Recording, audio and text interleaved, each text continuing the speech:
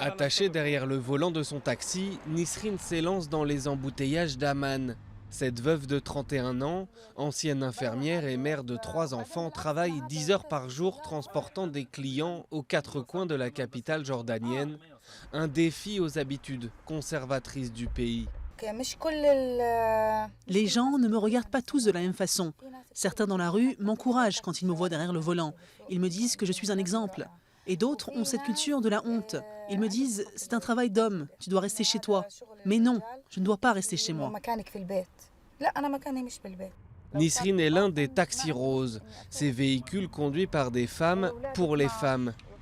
La plupart de ses clientes sont des infirmières de nuit, des mères allant chercher leurs enfants à la crèche ou des étudiantes qui se sentent plus en sécurité dans son taxi.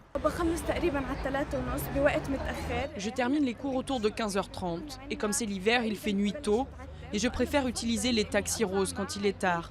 Je ne les prends pas que pour aller à l'université, je les prends aussi pour sortir le soir. C'est mieux et c'est plus confortable.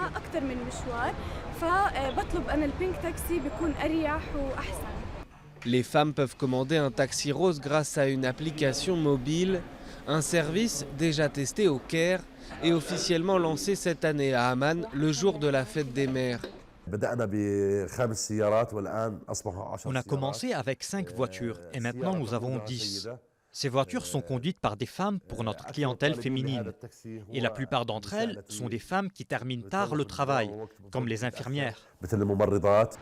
12 000 taxis écument tous les jours les rues de cette ville de 4 millions d'habitants, mais seulement 500 000 Jordaniennes ont le permis de conduire dans tout le pays.